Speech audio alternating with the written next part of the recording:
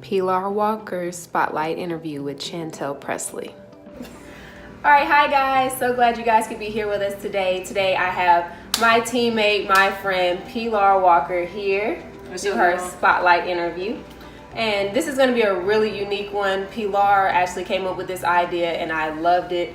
We're going to do a Pride interview, and I thought that it's the month of Pride. Why not go ahead and get some information? We can learn something so that we can all come together and be more united as a people. So, Pilar, can you just give us a quick little breakdown of what LGBT, and I know they've added some more on, so you could just tell us a little bit about that just so we can kind of get a better understanding. Well, LGBTQ is basically the acronyms for people in our community: lesbian, gay, bisexual, transgender.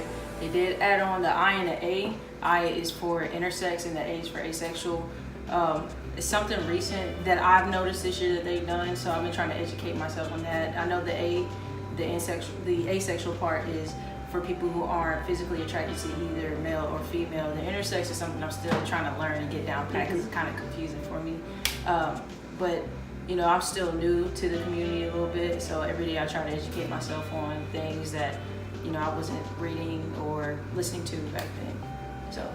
Okay, well, with that, I know you said you were new to the community. How long, if you don't mind sharing, have you been out? I've been out for 4 years now.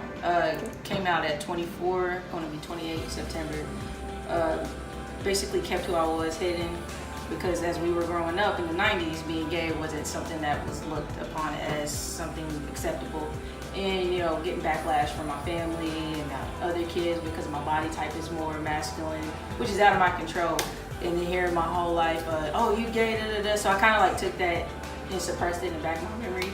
I always knew that I was gay from the time I was a kid, and you know, some people were shocked, like, "Oh, really?" Yeah. Which is understandable because they only know me, what I put out on the table. So it hasn't been long since I've been out, but it feels good to live my truth. Okay. And I'm sure there's a lot of people out there that are still suppressing these feelings or haven't came out because of the pressures from society and their family, like you said. What advice would you give some young guy, some young girl, or maybe not even a young person, somebody that's a lot older who might not have felt comfortable to do so? What advice or encouragement would you give to those people? I would say live life for yourself. You only got one life to live, and regardless of how you live life, what you do, whether you're straight, gay, it doesn't matter. People are always going to have something negative to say about you. The most important thing is that you love yourself first. As far as like the family part, it's kind of hard because it's family. I know my mom and dad accepted me when I came out to them. They really didn't care. But, you know, I get asked that sometimes, how should I come out to my family or stuff like that. And it's kind of hard. Like, that's family. And I know sometimes coming out as gay or whatever, clip those ties with family, depending on how they feel about homosexuality and stuff. So that one is a tough one. I would say, when you feel comfortable, feel like it's the right time for you to let your family know to do it on your own time. But I most definitely believe in living your truth and being your authentic self. So. Absolutely. Then the last question that I have is just more so about where, as a people, as Americans, where can we go to help everyone live their best life, like you said? I can know a lot of states are starting to pass the laws that pass for gay marriage, but there's still so many more places that we need to cover. So what would you say next for our nation? I just say let people live their life. I think our country takes things and try to force them upon everybody else, and they don't think about, you know, the harm it could cause people. I mean, my community has faced, you know, people getting beaten. Transgenders right now are getting murdered, especially black female transgender individuals. They're getting murdered left and right. So I just say, you know, just whatever your personal views is, that's cool, respect that. But to take something and put it into law to affect a whole group of people, it's something that has to change. Not everybody is religious, which I can respect that, and I can respect those who are religious.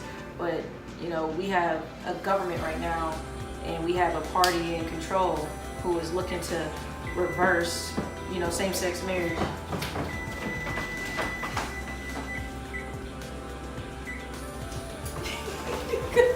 Sorry about got that. But we have a party right now in Power that's looking to reverse same-sex marriage with this next Supreme Court pick. And, you know, we got states passing laws to prevent same-sex couples to adopt. And, you know, the transgender bathroom laws, that was a big hit.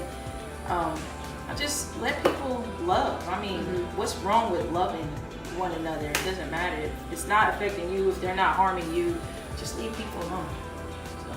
I agree. Well, guys, I'm so glad we got to have this conversation today. There's so many more topics that we could have covered here, and that might be for another interview. If you guys have any questions for Pilar, please leave them in the comment section below. And if you can relate to what she's been going through, feel free to like, share, and, you know, get your story out there as well. Thanks, guys.